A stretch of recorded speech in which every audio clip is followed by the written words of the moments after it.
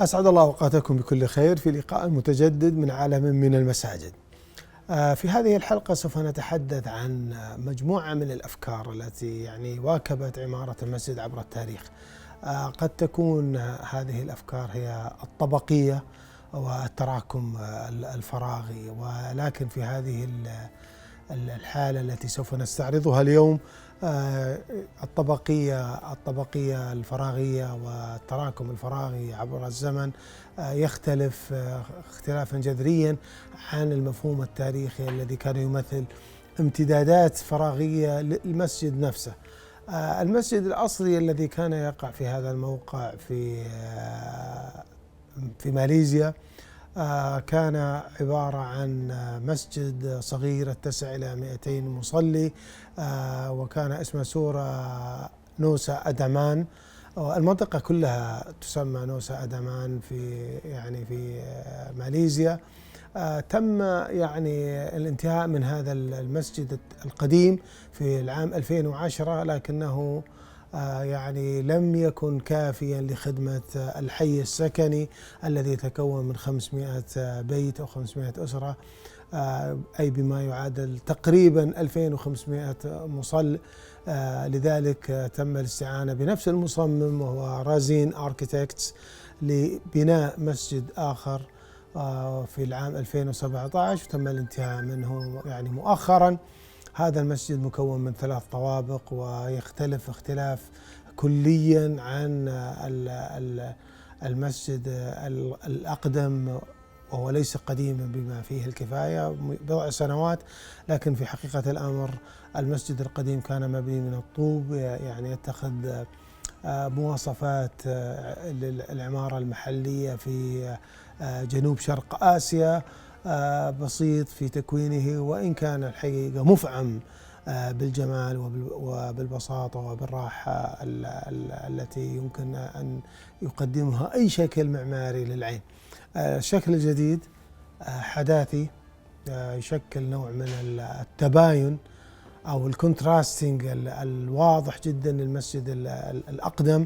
المسجد الأقدم تم تخصيصه للنساء، لم يتم إزالته أبدا، بقي كما هو بالقرب وملاصقا تقريبا للمسجد الجديد، لكنه خصص للنساء، بينما المسجد الجديد بطوابقه 3 يستخدم للرجال في المناسبات، وقد تستخدم المساجد أو كلا المسجدين يستخدم للصلوات في الأيام العادية. لكن بشكل عام المسجد الجديد عبارة عن صندوق زجاجي استخدم فيه أجزاء منه الطوب، خصوصا في السلالم، ويمكن أجزاء من تغطية جدار المحراب الذي تم تكسيته بالخشب. لكن الصندوق الزجاجي الذي يرتفع إلى 3 طوابق غطي من الخارج بالحديد المجلفن على شكل تكوين زخرفي غير منتظم، يشير إلى الإسلامك جيومتري أو الزخرفة الإسلامية الهندسية، لكنه في نفس الوقت الحقيقة يعبر عن التوجهات المعاصرة وعمارة الحديثة الجديدة الفائقة التقنية. دون شك أن التقنية المتفوقة الآن فتحت المجال واسعا ل إتاحة الفرصة لخلق أو تخليق أشكال متعددة. الفضاء الداخلي للمسجد حقيقة متعدد البيئات، متعدد الأشكال البصرية، جزء منه يوحي بالمسجد التقليدي، وجزء منه يوحي بالحداثة والأشكال المستقبلية. الصندوق الزجاجي حقيقة ينفتح تارة على التكوين الجيومتري للحديد المجلفن، وتارة أخرى على النطاق الأخضر أو المساحات الخضراء المحيطة، التي يمكن جزء منها داخل الإطار الذي يحدده الحديد المجلفن في الواجهة الخارجية. إضافة إلى هذه العلاقة العميقة جدا بين المفهوم التاريخي للطبقية الفراغية والتراكم الزمني للتوسع في عمارة المسجد، يقدم هذا المسجد علاقة عميقة جدا بين الداخل والخارج.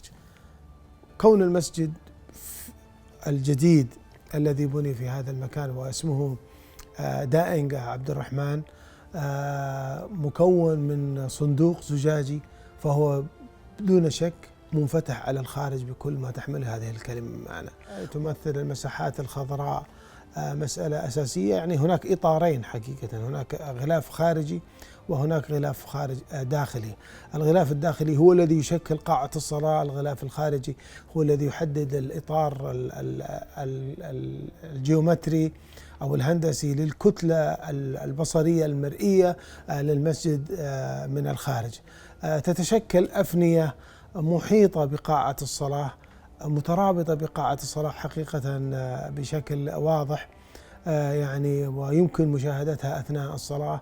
هي عبارة عن ساحات خضراء في غاية البساطة وفي غاية الهدوء، تعبر عن ثقافة مستمرة. هناك ثقافة الماء وثقافة الخضرة المرتبطة بعمارة المساجد في جنوب شرق آسيا، وهذه طبعا مشتقة من التفسيرات القرآنية لمفهوم الجنة كما ذكرنا سابقا في أمثلة مختلفة. ويعني يصعب أو يندر أن تجد مسجد يعني يفتقر إلى هذين العنصرين، الماء والخضرة، دلالة واضحة على الأنهار ويعني الجنة الخضراء التي هي يعني مآل المسلم الملتزم بتعاليم الدين. مرة أخرى حقيقة يعني هذا التكوين الذي يشكل نوع من العلاقة العميقة المهمة جدا حقيقة، لأنه بين الداخل والخارج، بين الطبيعة الخارجية وبين قاعة الصلاة، من المهم جدا استعادة هذه العلاقة.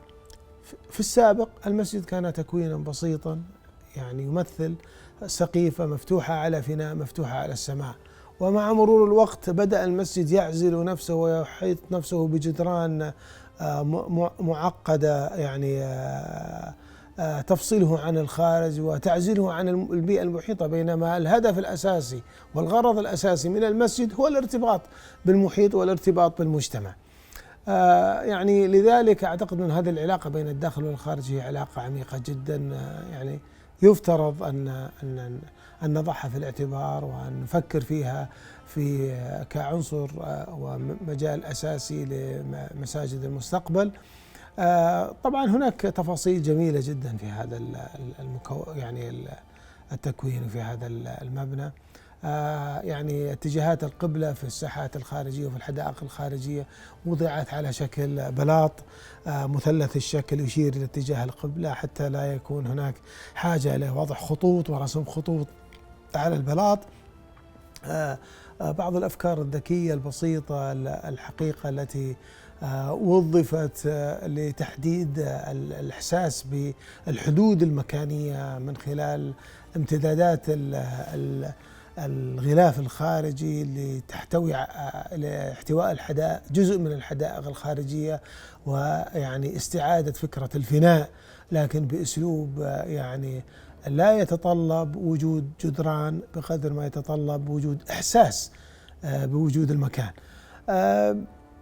يعني يفترض في واقع الأمر أن نفكر أنه الأمثلة التي تقدمها مساجد جنوب شرق آسيا من خلال إعادة تفسير التاريخ بشكل خارج السياقات التي نتوقعها، كذلك إعادة الارتباط بالبيئة الخارجية وإعادة التماسك بين الداخل والخارج الذي هو أساس المسجد، لأن أساسا الصلاة في الفضاء وفي الخلاء تعتبر يعني أحد مميزات المسجد التي يعني الرسول صلى الله عليه وسلم قال عنها: جعلت لي الأرض مسجدا وطهورا.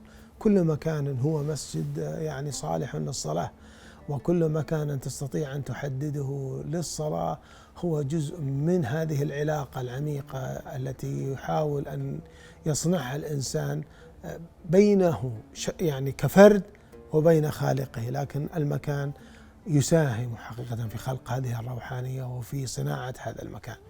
أشكركم مرة أخرى، وألتقي معكم بإذن الله تعالى في مكان آخر من العالم مع مسجد مختلف متميز يدفع بأفكار جديدة بإذن الله.